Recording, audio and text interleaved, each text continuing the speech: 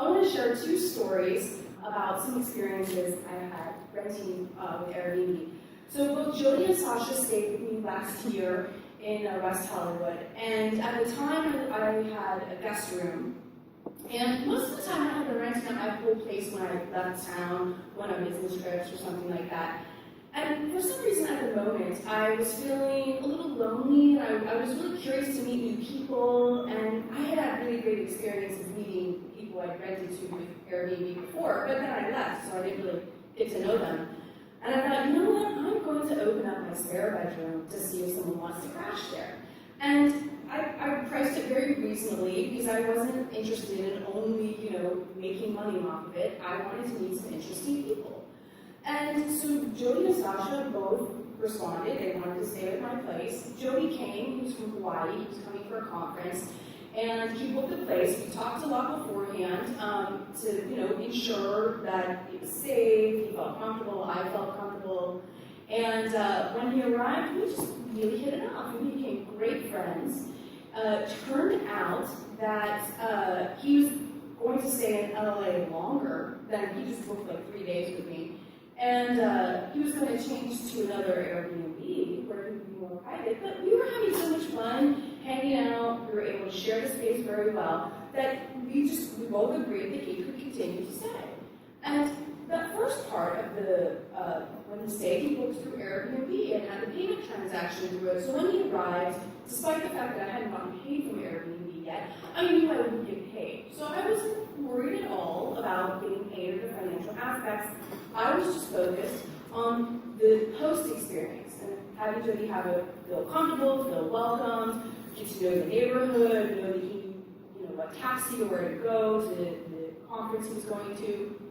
And but then when he extended it, it was the same price. I thought, oh, I had a little bit of anxiety. Is he going to pay me beforehand? Is he going to pay me after? Is it going to be in PayPal? Is it going to be cash? And there was about a day that I was kind of like, how is this going to happen? And it made me realize how fantastic it was that Airbnb handled the financial aspects of the transaction. Now, he paid me beforehand, it was all fine, it was all good, but it made me realize, I don't know about you, but I like to focus on the human, emotional transaction, the experience. Of course I want to get paid, of course money is part of the payment process, but that's not what I want to focus on. Having technology handle that opens up my emotional capacity to really have this fantastic experience with this human being, and technology facilitates that. It's still about money. It's not like I'm opening up my room, my house, for someone to just stay there for free. I mean, I do that for my friends that I already have a reputation and experience with, but it's also about the transaction and the payment. And so I wanted to show some screenshots of what it's like as a back-end, as a host for the things that you don't see when you were booking it, because there's a lot of management. So Airbnb takes care of in-system payments. This is an example. It's screenshots from earlier this year, but you can see Airbnb takes the payment from the people that are staying, but it has to pay me. And Airbnb has hosts all over the world, and so it has to pay out in all kinds of currencies, into all kinds of bank accounts and other things. I stayed with a guy in Madrid.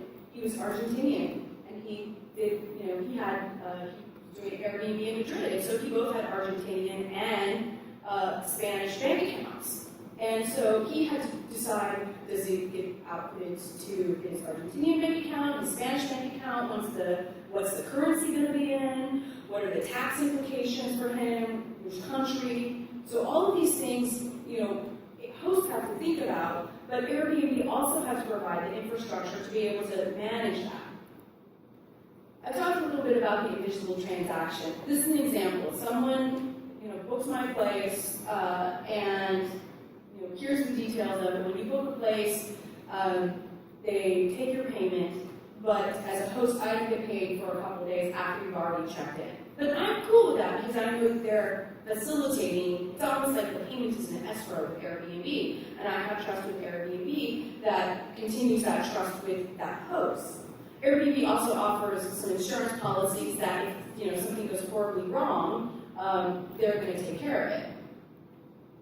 There's also tracking and reports. This is really important. At least where I live, you have to pay an additional TOT tax on this type of service.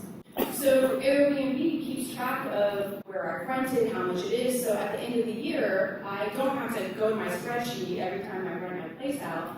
I can just pull it down directly from Airbnb, and Airbnb even also does some tax-related stuff too. In this case, Airbnb is facilitating global, local travel, which includes both tax implications, payments, and currency exchanges. And these are all things that nobody really talks about when we talk about the sharing economy. There's this standard payments infrastructure that helps the sharing economy occur.